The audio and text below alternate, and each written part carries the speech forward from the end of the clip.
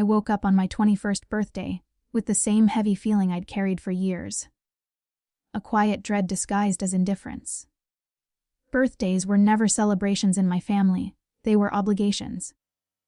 Still, a foolish part of me, the small hopeful part that refused to die, wondered if this year might be different. Maybe Dad would say something kind. Maybe Alina would stop sneering for one day. Maybe Mom would hug me extra tightly. Hope is persistent like that. Even when life keeps proving it wrong, it still stands back up. When I walked downstairs, the house was unusually quiet. The kitchen lights were on, and the smell of burnt toast lingered. The kind of quick, half-hearted breakfast my family made when they wanted to appear like they tried. Dad sat on the couch in his work uniform, elbows on his knees, staring at the floor. Alina lounged on the recliner, scrolling through her phone. Her legs thrown over the armrest like she owned the place. Mom stood near the dining table wringing her hands, trying to smile as she saw me. "Happy birthday, sweetheart," Mom said softly. Her voice always sounded like she was apologizing for something she didn't do. Dad exhaled sharply, as if he'd been waiting for me so he could get something over with. He reached to the side table and picked up a small square box. Blue, with worn corners, the kind you use, not because it's nice, but because it's what you found in the junk drawer. He thrust it toward me. "Here." That was it. No smile, no warmth. Just that single word tossed at me like loose change. I took the box, forcing a neutral expression. Alina glanced up for the first time, smirking with a sort of mocking anticipation. She lived for moments like this, where Dad reminded me, not so subtly, where I stood in this family. When I lifted the lid, a thin piece of paper lay inside. A ticket. I reached in slowly unfolding it. A one-way bus ticket to Ridgeview City, 4 hours away with no return. My throat tightened. Dad leaned back and crossed his arms. "It's time you get out there and make something of yourself. You're an adult now. No more freeloading. No more basement hermit nonsense." Alina snorted. "Wes, I'm getting the basement now," she said, stretching like she'd been gifted a new car. Mom inhaled sharply, as if she wanted to protest, but her voice was trapped beneath years of being spoken over. I stared at the ticket. The thin paper felt heavy in my hands. Not because I feared leaving, but because I finally understood that Dad didn't just not believe in me. He was eager to erase me. He'd been waiting for the exact legal moment he could wash his hands of me. I swallowed the bitter taste climbing up my throat and set the box down gently on the coffee table.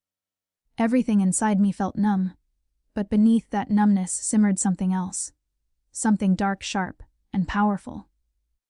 "Thank you for everything," I said to Mom, stepping forward to hug her.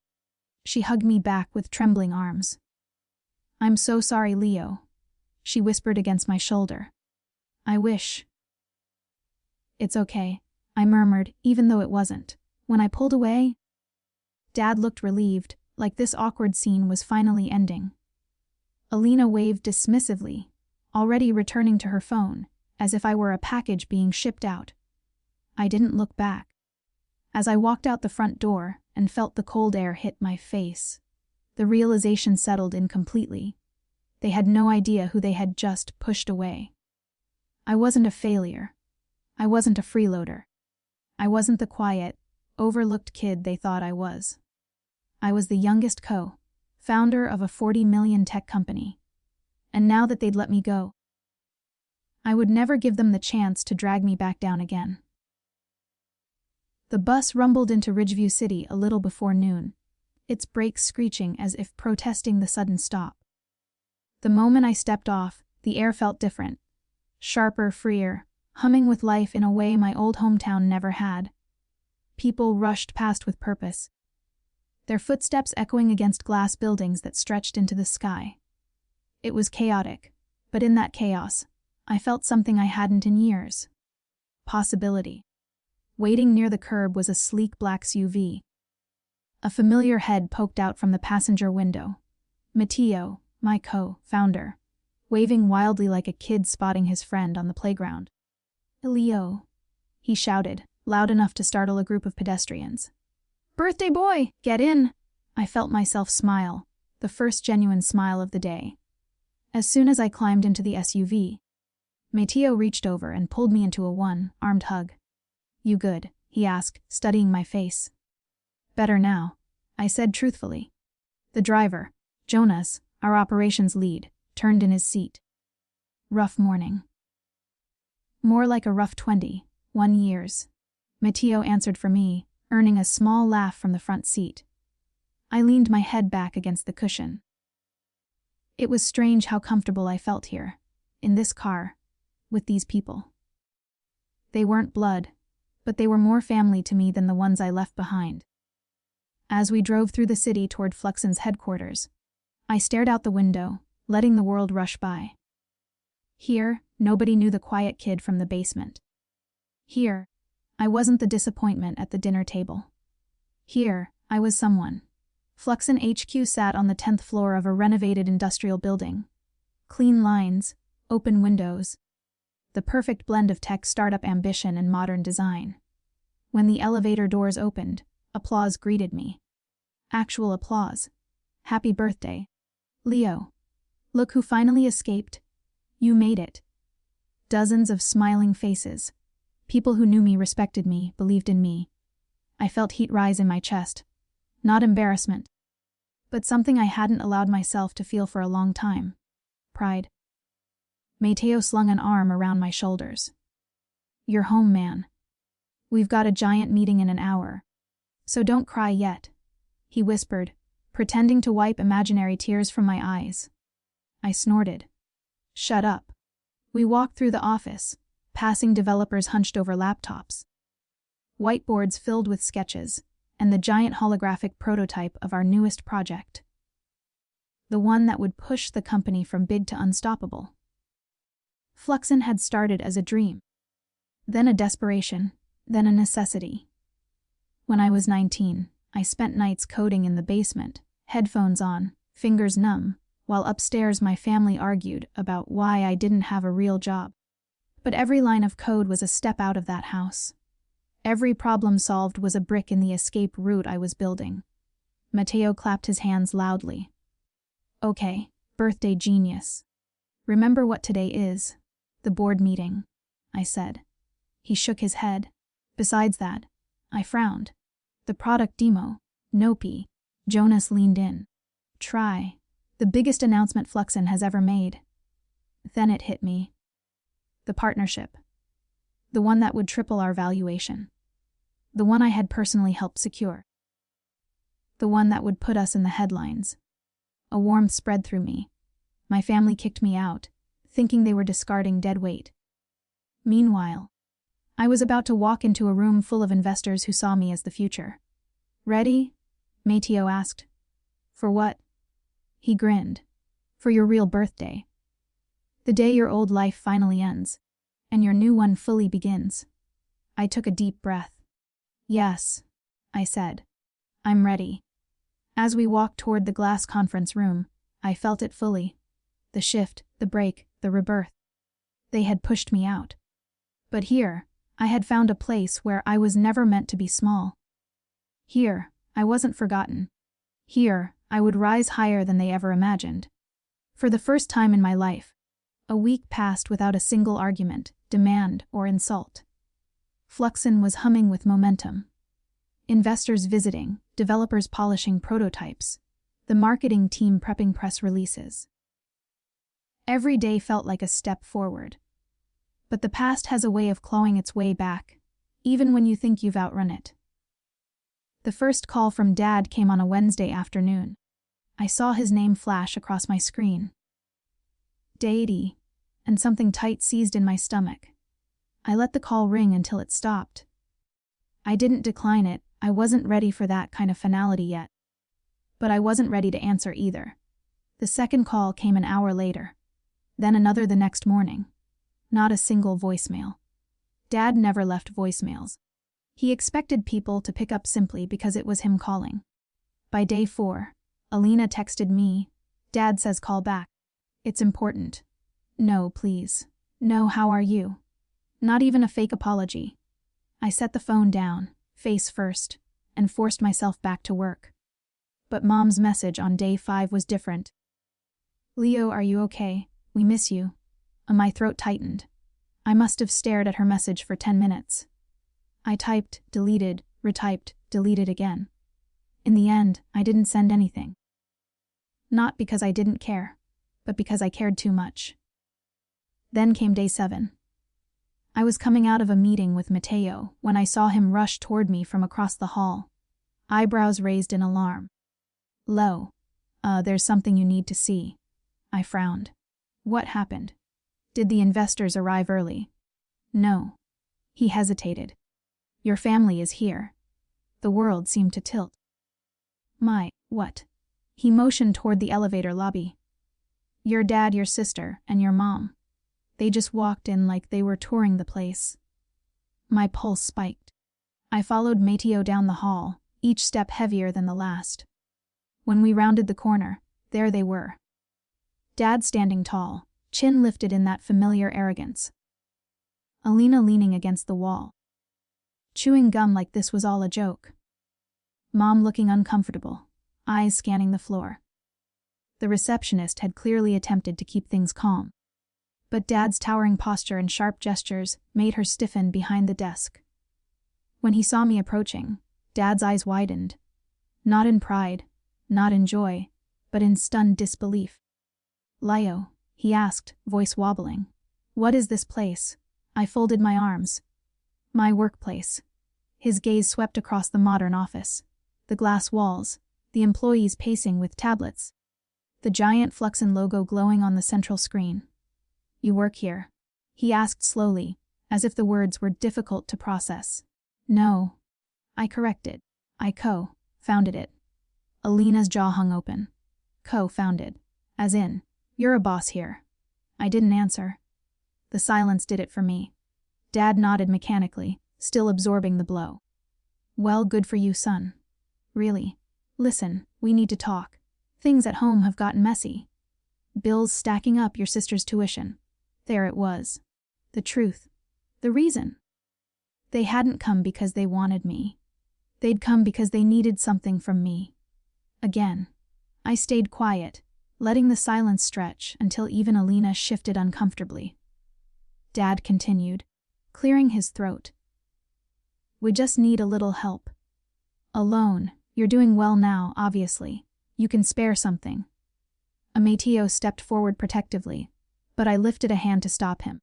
Dad, I said calmly, you kicked me out a week ago. On my birthday? Dad bristled. It wasn't kicking you out. It was tough love. No, I said, voice steady. It was abandonment. A mom finally looked up, tears brimming. Leo, I didn't want them to do that. I swear I didn't. I softened, only slightly. I know. A dad scoffed. You're really going to make a scene. Here. In front of your coworkers. No, I said. I'm just being honest. Alina crossed her arms. So what now? You're rich and too good for us. Not too good, I said quietly.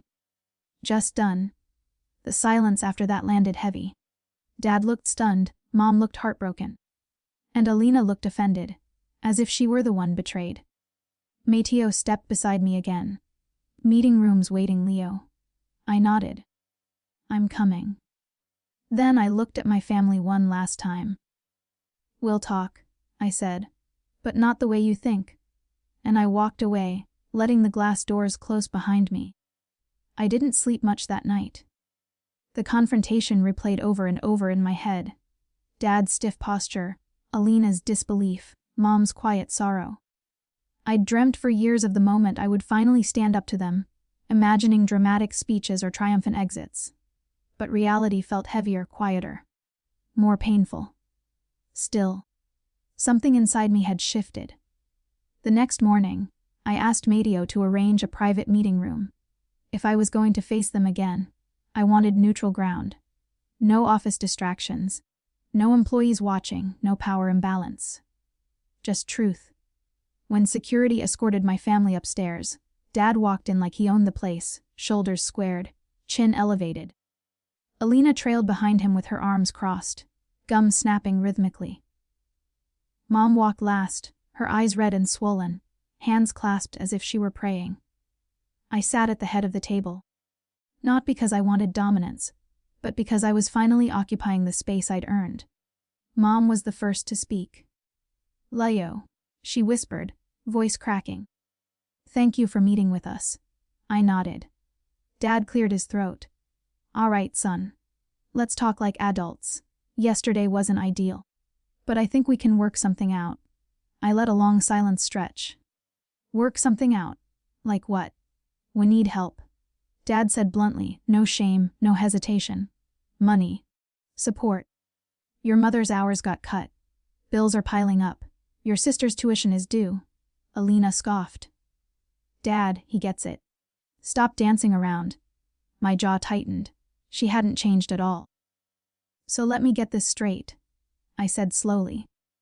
"I'm only valuable to you now because I have money." Dad's eyes flashed with irritation.